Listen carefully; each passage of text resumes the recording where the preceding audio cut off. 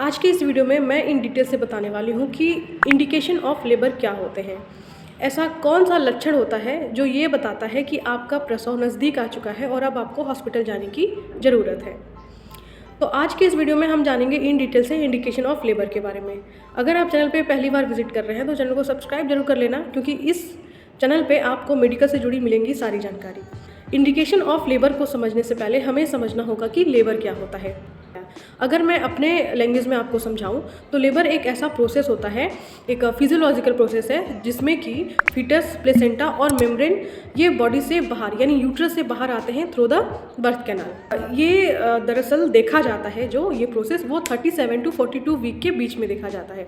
ठीक है, जैसा कि बोलते हैं 9 महीना, तो 9 महीना जब कंप्लीट होता है यानी 37 to 42 वीक, तो इसके बीच में ये प्रोसेस देखा जाता है। And involve a series of uterine contraction, यानी कि जब ये शुरुआत इसकी होती है तो यूट्राइन कॉन्ट्रैक्शन होता है एंड सर्विक्स ओपन होता है। सर्विक्स क्या होता है? ये यूट्रस का माउथ होता है, जहाँ से यूट्रस के अंदर की चीज़ें इन्वॉल्वमेंट में आती हैं यानी एक्सपल आउट होती हैं, तो वो एक पाथवे होता है जिसे हम सर्विक्स कहते हैं।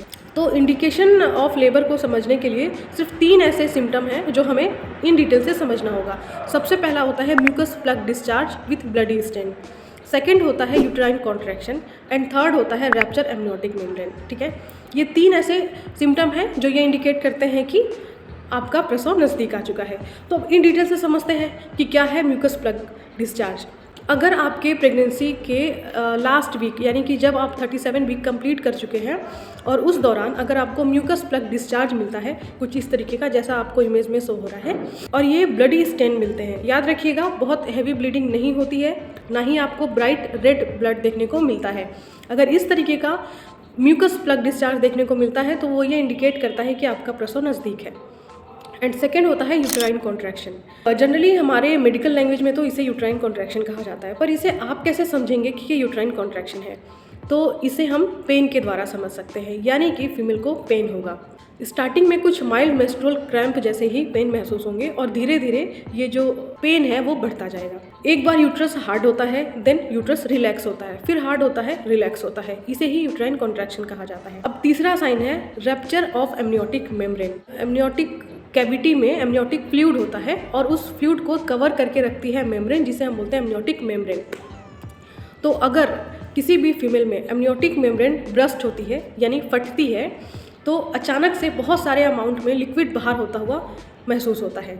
अब इतना लिक्विड होता है कि वो आपके कपड़े को आराम से भिगा सकता है। तो इस तरीके का सिम्टम आपको अपने लोअर पार्ट में महसूस होगा। कई बार यूट्राइन मेम्ब्रेन रैप्चर होने के बाद लीकेज तो होता है, पर वो प्रॉपर बहुत ज़्यादा अमाउंट में नहीं होता कि आपके कपड़े को भिगा दे। अब इन दोनों को हम पहचानें कैसे? कुछ फीमेल्स को लगता है कि शायद यूरिन पास हो गया है, और कुछ को ये डाउट भी रहता है कि ये एमनियोटिक मेम्ब्रेन रैप्चर हुआ है या नहीं। तो अब एमनियोटिक मेम्ब्रेन और यूरिन को डिफ्रेंशिएट कैसे करें? कैसे पता करें कि ये यूरिन लीक नहीं हो रहा है बल्कि एमनियोटिक फ्लूइड लीक हो रहा है? तो इसके लिए हमें 2 पॉइंट ध्यान में रखना पड़ेगा। सबसे पहले ये कि जो एमनियोटिक फ्लूइड है वो कलरलेस होता है और ऑर्डरलेस होता है, बट यूरिन के साथ ऐसा नहीं है। यूरिन पेल येलो कलर का होगा और स्मेल होगा। तो ये 2 चीज़ें हैं जो डिफ्रेंशिएट करती हैं कि एमनियोटिक फ्लूइड और यूरिन है या नहीं है। अगर फिर भी आपको ऐसा डाउट लगता है कि ये बार बार जो लीक हो रहा है वो शायद यूरिन हो सकता है, एमनियोटिक फ्लूइड नहीं है, तो ऐसे में आपको डॉक्टर के पास चले जाना चाहिए क्लियर करने के लिए। बहुत बार ऐसी कुछ फीमेल्स ने नोटिस किया होगा कि जब वो हॉस्पिटल जाती हैं तो उन्हें डॉक्टर कुछ असेसमेंट करते हैं और कहते हैं कि आपको 1 हफ्ते बाद आना है, ये फॉल्स लेबर पेन है। तो ये ट्रू लेबर पेन और फॉल्स लेबर पेन को कैसे पहचानेंगे? False labour pain true labour pain के 1 हफ्ते पहले दिखा जाता है। अब समझते हैं ट्रू लेबर पेन और फॉल्स लेबर पेन के बीच डिफरेंट क्या होता है। तो जो ट्रू लेबर पेन होता है उसमें पेन की intensity and frequency time to time increase होती जाएगी, बट फॉल्स लेबर पेन में ऐसा नहीं होता है। ट्रू लेबर पेन में अगर मदर थोड़ा पोजीशन चेंज करे या थोड़ा वॉक करे या मोशन जाए पर उसका पेन कम नहीं होता है। बट फॉल्स लेबर पेन में अगर मदर पोजीशन चेंज करती है, थोड़ा वॉक करती है, मोशन जाती है, तो उसका पेन सबसाइड हो जाता है, यानी कि ठीक हो जाता है। जो ट्रू लेबर पेन है उसमें कुछ brown colour discharge, mucus plug discharge और ब्लड स्टेन देखे जाते हैं। बट फॉल्स लेबर पेन में कोई डिस्चार्ज नहीं होते हैं। ट्रू लेबर पेन में एमनियोटिक मेम्ब्रेन रैप्चर हो सकता है और फॉल्स लेबर पेन में ऐसा कोई डिस्चार्ज नहीं होता, कोई ब्लड नहीं दिखता और कोई ब्राउनिश कलर डिस्चार्ज भी नहीं होता है। True labour pain associated with stomach upset और diarrhoea, but false labour pain में ऐसा कुछ नहीं होता है। तो ये थे कुछ point difference between false labour pain और ट्रू लेबर पेन। और इंडिकेशन ऑफ लेबर, तो 3 साइन कौन से थे जो मैंने बताया? सबसे पहला था म्यूकस प्लग डिस्चार्ज, सेकंड था यूटेराइन कॉन्ट्रैक्शन एंड थर्ड था एमनियोटिक मेम्ब्रेन रैप्चर। और इन तीनों को मैंने इन डिटेल से समझाया।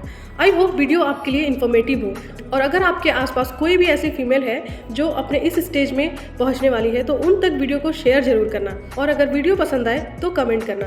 तो आज के लिए सिर्फ इतना ही, फिर मिलेंगे ऐसे ही इंपॉर्टेंट टॉपिक के साथ अपने नेक्स्ट वीडियो में। तब तक के लिए टेक केयर, बाय बाय।